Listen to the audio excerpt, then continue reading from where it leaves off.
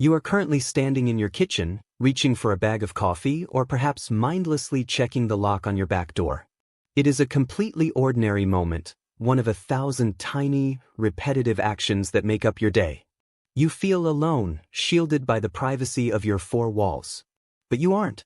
In the oak tree 40 feet from your window, a squirrel has paused mid-climb, its head tilted, calculating the exact frequency of your movements.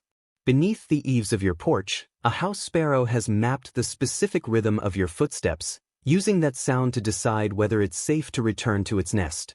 The twist isn't that they are watching you. The twist is that they have already reached a consensus about who you are.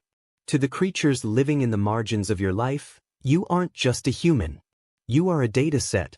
You are a predictable, recurring event in their environment, and they have been performing a forensic analysis on your behavior for years. We like to believe that animals exist in a state of perpetual, simple-minded reaction, that they are the passive backdrop to our complex lives. We tell ourselves that when a crow looks at us, it sees a generic, human shape, a potential threat or a potential source of food, but nothing more specific than that. This is the first great myth we need to dismantle. For centuries, Western philosophy was dominated by the idea of the bet machine, or the animal machine. This concept, popularized by René Descartes in the 17th century, argued that animals were essentially biological automatons. They had no internal life, no thoughts, and certainly no opinions. They were simply fleshy robots programmed by nature to eat, sleep, and flee. If they looked at a human, it was no different than a sensor detecting a heat signature. It's a comforting thought because it absolves us of any social responsibility toward the natural world. If there is no one in there, looking back at us, we can't be judged. But the reality is that the animal-machine myth was dead the moment we actually started looking at the data. In the 1970s, researchers like Donald Griffin, who founded the field of cognitive ethology, began to argue that we had it completely backwards. Animals don't just have consciousness. They have a specific kind of awareness directed squarely at us. This isn't a vague, poetic sentiment. It is a biological necessity. When you live in a world dominated by a hyperpredatory, unpredictable, and technologically advanced species like Homo sapiens, being able to read that species isn't just a curiosity. It is the primary requirement for survival. Animals don't just think about humans, they study us with a level of intensity that would make most professional private investigators look amateur. Everything you've been told about animals being unable to tell us apart is fundamentally wrong. You might think that to a bird or a squirrel, all humans look like a blurry, bipedal mass of danger. In reality, many species possess facial recognition abilities that rival our own. This leads us to the second myth, the myth of the anonymous human. We assume that when we walk through a park, we are invisible. But to a crow, you are a walking file folder. Dr. John Marsluff at the University of Washington proved this with a study that has since become legendary in the world of animal behavior. Researchers wore a specific, slightly grotesque caveman mask while trapping and banding wild crows on campus. This was a brief, negative interaction. Years later, anyone wearing that specific mask was met with immediate, coordinated, scolding, and dive bombing from the crows. But here is where the myth really falls apart. The researchers also wore a neutral mask, one depicting a well-known politician, while they simply walked around and fed the birds. The crows didn't just remember the bad face, they distinguished it from the good face with 100% accuracy, even years after the initial event. Even more chillingly, the crows that had never been trapped, younger birds who weren't even born when the initial experiment happened, began to attack the bad mask. The older crows had socially transmitted the data. They had talked about the specific human face, describing it as a threat to the next generation. You aren't just an individual to them, you are a legacy. If you harass a crow today, you are essentially ensuring that its grandchildren will hate you in 2035. They have a social media network for human reputations, and your rating is being updated in real time. Now, it is tempting to think that this kind of sophisticated social tracking is only for the smart birds, but the truth is actually much more humiliating for our sense of superiority. We assume that our pets, specifically dogs, love us because they have some spiritual, deep-seated bond with the human soul. This is the third myth, the myth of pure, unconditional animal love. We see a dog staring into our eyes and we think, he loves me for who I am. The science, led by researchers like Takefumi Kikusui at Asabu University, suggests something much more transactional and evolutionary. In a landmark 2015 study published in the journal Science, Kikusui found that when dogs and humans look into each other's eyes, both experience a massive spike in oxytocin, the cuddle hormone. But this isn't just a happy accident of friendship. Dogs have essentially hacked the human social brain. They have evolved a specific muscle, the levator anguli oculi medialis, which allows them to raise their inner eyebrows to mimic a sad, or infant-like, human expression. Wolves don't have this muscle. Dogs developed it specifically to trigger a caregiving response in us. When your dog looks at you, they aren't just feeling love. They are actively running a biological program designed to ensure you remain invested in their survival. They are monitoring your pupil dilation and your heart rate to see if their manipulation is working. They don't just love you. They have performed a 15,000-year audit of human psychology and concluded that the best way to thrive is to become a biological mirror of our own emotions. They are experts on us because their lives depend on it. While we might feel a bit manipulated by our dogs, we usually assume that wild, majestic animals like elephants are too distant to care about the nuances of human culture. This brings us to the fourth myth, the myth of the silent forest. We imagine that if we are quiet and respectful, the wild won't notice us. But Dr. Karen McComb at the University of Sussex proved that elephants aren't just noticing us, they are performing linguistic and cultural analysis on our voices. In Kenya's Amboseli National Park, McComb played recordings of two different human groups, the Maasai, who occasionally hunt elephants, and the Kamba, who are primarily farmers and rarely pose a threat. The elephants didn't just react to human voices. They reacted specifically to the language of the Maasai. When they heard Maasai men speaking, the elephants immediately bunched together in a defensive ring and retreated. But when they heard the Kamba language, or even when they heard Maasai women or young boys speaking, they remained calm. The elephants had categorized humans not just by species, but by gender, age, and ethnic group based entirely on the phonemes and frequencies of their speech. They knew that a Maasai man was a data point for danger, while a Maasai woman was a data point for neutral. They aren't just listening to you, they are decoding you. They have a more nuanced understanding of human social structures than we often have of theirs. They are linguistic anthropologists, and we are their primary subject of study. However, if you think this awareness is limited to the land, you are ignoring the most sophisticated observers of all. There is a persistent myth that the ocean is a world of silence, where animals live in a state of primitive, sensory-driven instinct. This is the fifth myth, the myth of the disconnected sea. Because we cannot easily see into their world, we assume they aren't looking into ours. But research into cetaceans, dolphins, and whales suggests they are tracking us with a level of precision that is almost haunting. Dolphins use signature whistles, which are essentially names, to identify one another. But researchers at the University of St. Andrews have found evidence that dolphins also assign specific acoustic markers to the humans they interact with regularly. When a research boat approaches, the dolphins aren't just saying, "The humans are here." They are potentially saying, "Dave is here." They recognize individual boat engines, individual swimming styles, and individual faces.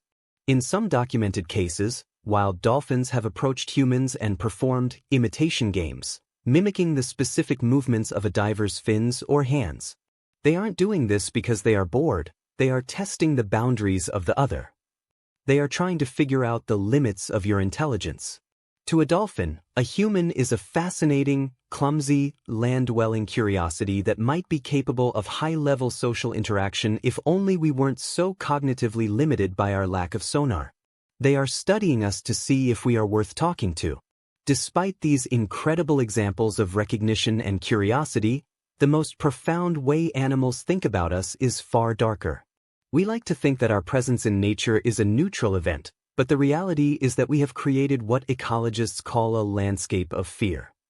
This leads us to the final, most uncomfortable myth, the myth of the friendly wild. We see a deer in the woods and think it's a beautiful moment of connection. The deer sees a human and experiences a level of physiological terror that exceeds its reaction to any other predator on Earth. Dr. Justin Sirachi and his team conducted a study where they played the sounds of various predators, lions, wolves, and dogs, to wildlife in the African savanna and the forests of North America. They also played recordings of human voices, just people talking at a normal volume, reading the news or discussing the weather. Across the board, the animals fled more frequently and more frantically from the sound of a human voice than from the roar of a lion or the howl of a wolf. In many cases, the sound of a human talking caused a 40% reduction in foraging behavior. We have become the super predator. Even when we aren't hunting, our mere presence is a psychological toxin. Animals think of us as a walking extinction event. They have mapped our sound print and determined that wherever we go, the rules of biology change. Of course, the more we learn about this, the more we realize that this fear isn't just a reaction, it's an adaptation. In urban environments, animals are rethinking their entire biological clocks to avoid us. A study led by Caitlin Gaynor at UC Berkeley found that mammals across the globe are becoming significantly more nocturnal in areas with high human activity. Coyotes, wild boars, and even tigers are shifting their lives into the darkness because they have analyzed our patterns and realized that we are diurnal monsters. They have effectively ceded the daylight to us, choosing to live in the shadows of our world because they find our presence so psychologically taxing. They have built a mental map of our schedules. They know when you go to work, when you walk your dog, and when you finally turn off the lights. They aren't just hiding, they are time-sharing the planet with a species they find intolerable. Yet, within this landscape of fear, there are also these bizarre, outlier moments of human-specific intelligence. Take the urban raccoon. Dr. Sarah Benson-Amram at the University of Wyoming has spent years testing the problem-solving abilities of raccoons in cities versus those in the wild. She found that urban raccoons are significantly better at solving complex puzzles, like multi-step latches on garbage cans, not because they are smarter in a general sense, but because they have become specialists in human technology. They have studied our engineering. They know how a hinge works because they have spent thousands of hours watching us use them. They don't just see a garbage can, they see a human puzzle with a caloric reward inside. They have performed a mechanical audit of our lives and found the vulnerabilities. This level of attention is not limited to mammals. Even the humble pigeon, a bird we often dismiss as flying rats, has been shown to be a master of human categorization. In studies at the University of Iowa, pigeons were shown hundreds of photos of different people. They were able to distinguish between individual faces, even when those people changed their clothes or their hair. But more importantly, they could categorize humans by intent. They could tell the difference between a person who was likely to throw bread and a person who was likely to shoo them away, based on subtle cues in posture and movement. They are reading your body language before you even realize you have any. You are being vibe-checked by every pigeon on the sidewalk, and they are usually right about your intentions. But if you think this is all just a series of fun facts about animal tricks, you are missing the unifying truth that ties all these studies together. The common thread in all of this research is that animals are no longer just reacting to their environment, they are reacting to us as the primary feature of that environment. We have moved from being part of nature to being the nature. To a bird, the wind is a force of nature, and so is your car. To an elephant, the drought is a challenge, and so is the sound of your voice. We have become a geological and psychological force that every other living thing must now calculate in order to exist. This brings us back to the question, what do they actually think of us? They think we are powerful. They think we are dangerous. They think we are incredibly predictable in our movements, but horrifyingly unpredictable in our intentions. They see us as a species that possesses godlike power but lacks a clear moral compass. They see us as a source of both immense bounty, in the form of our trash and our pets, and immense destruction.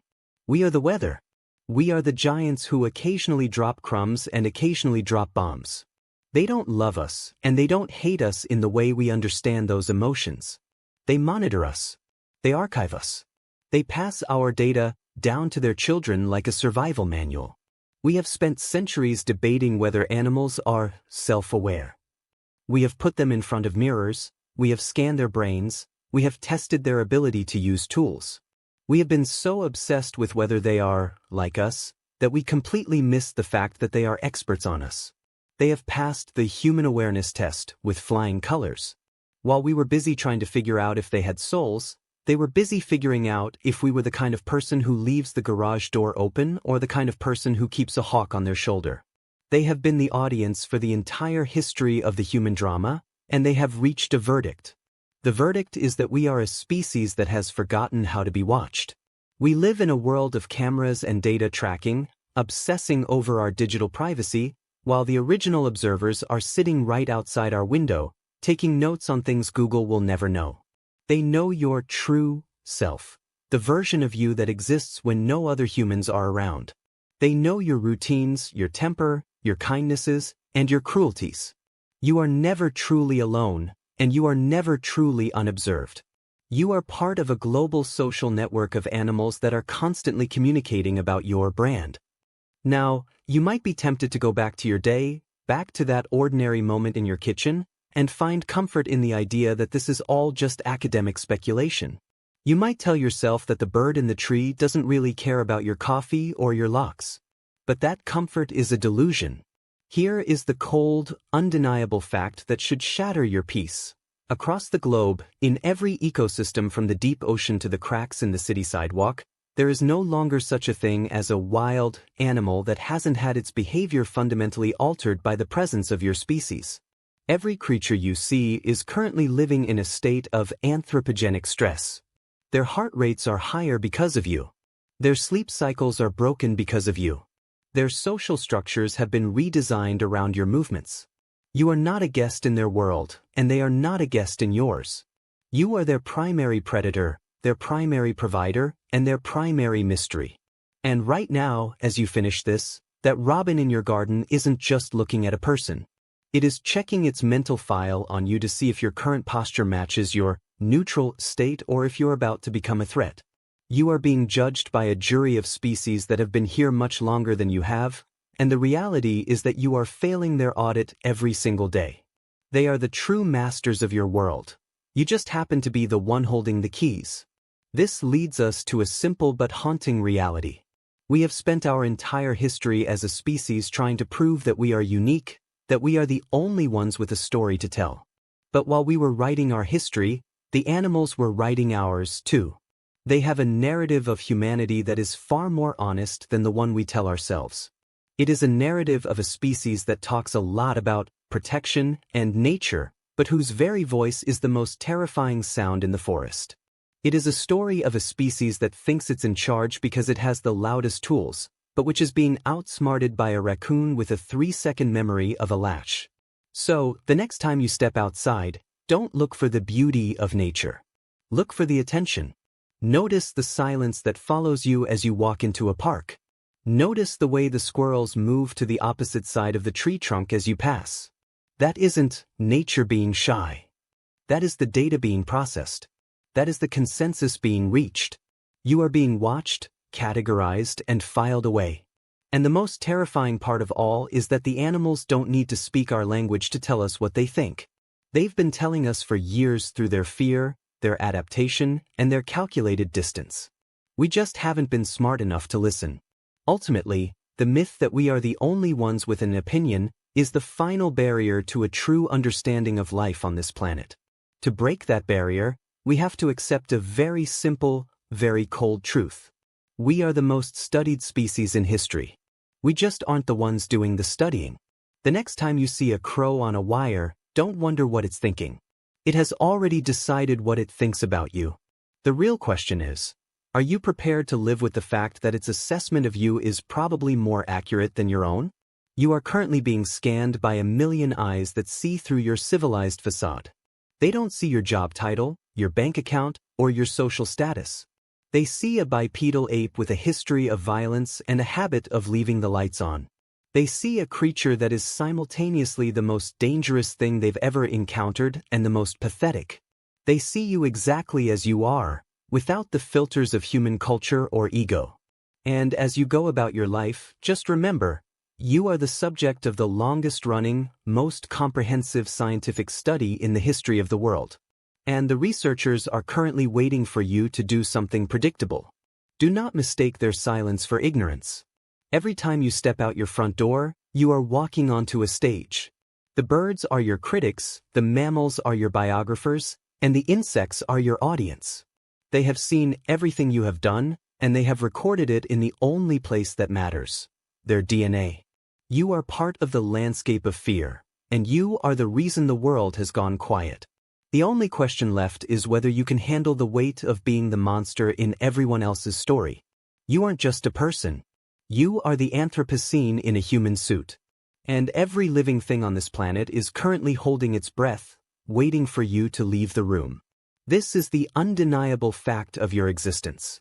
You are the ghost that haunts the natural world, and no matter how much you try to connect with nature, you will always be the thing that nature is trying to survive. The comfort of your modern life is built on the psychological trauma of every other species on Earth. Look at the bird on the wire one more time. It isn't singing for you. It's warning the others that you're still there. And it will still be warning them long after you are gone. The true mystery isn't what animals think about humans. We know that now.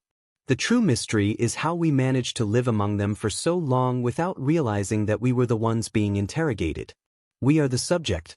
We are the specimen. We are the data point. And the study is never over. Subscribe to the reality of your own observation or don't. It doesn't matter. They're still watching and they've already taken all the notes they need.